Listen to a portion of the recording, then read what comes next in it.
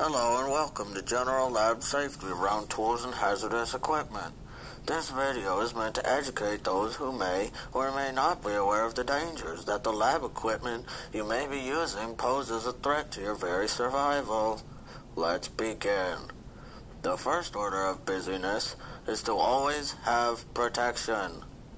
Without this basic safety strategy, you will inevitably end up in a situation where things can fly up and take out your eye.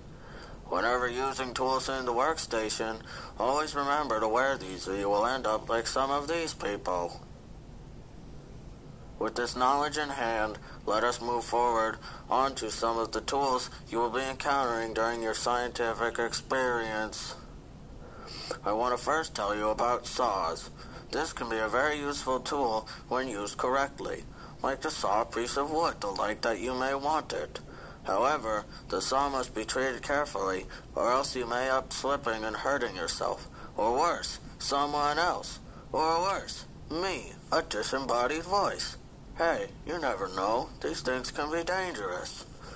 When cutting a piece of wood, you are going to need something to clamp it down. Ha ha, get it? Because the next tool is a clamp. When using the clamp, all you want to do is make sure that you have it tight enough so that the wood does not slide around, which brings me back to the saw. If your wood is swinging around, don't try to saw it. Something will slip and someone will get hurt. Back to the clamp. There's really only one other way to use this tool incorrectly. Under any circumstances, do not clamp your finger. It seriously freaking hurts. I was in tears just taking this photo.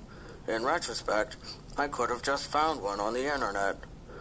Moving forward, once your wood is cut down, the edge may be all jagged and full of splinters, which could end up in your hands. So to get that hazard out of the way, use a piece of handy-dandy sandpaper. Just put the sandpaper to the edge and then kablamo! That dangerous piece of wood becomes as smooth as something smoother than a rough piece of wood. Be careful, though, and don't sand yourself. Hold on, I have a buddy who did that once. I think I have a picture of his hand. Let me show... Oh, there it is.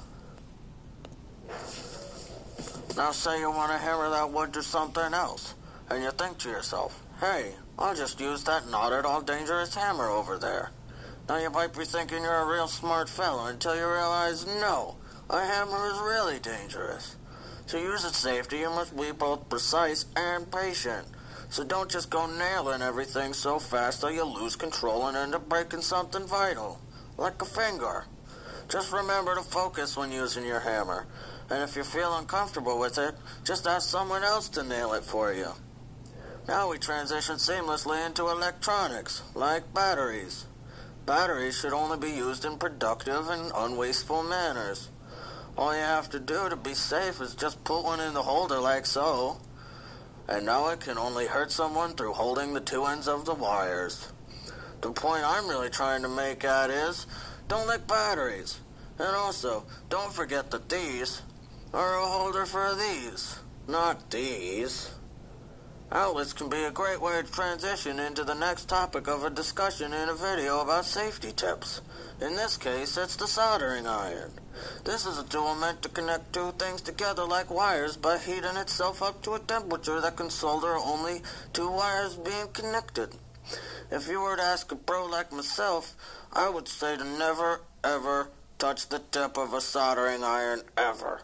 Not even to lazily check on it, because if it was left on by mistake, you will get burned and cry like a baby, and people will mostly laugh rather than feel bad for you.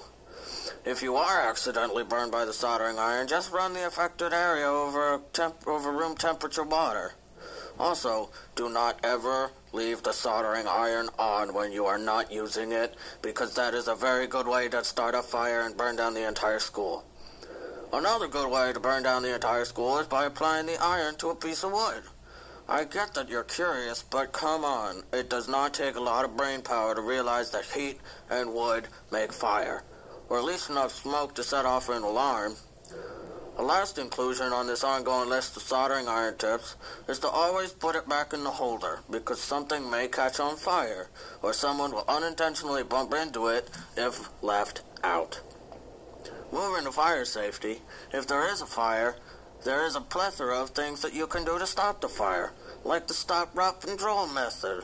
Also, make sure to inform other people that there's a fire so that they can go get things like a teacher, a fire blanket, a fire extinguisher. There's some things that aren't useful, like a fire extinguisher, or some wood or flammable materials. Alright, moving away from fire, here are some generally unsafe things to do in a classroom. Running with scissors, stapling your hand, sharpening your finger, playing with the chemical extraction water thingy. And on a final note, I hope we have all come to know, do not eat anything you found in the lab. I know it may look like doggy food, but I can tell you, it ain't. Have a fun building safely.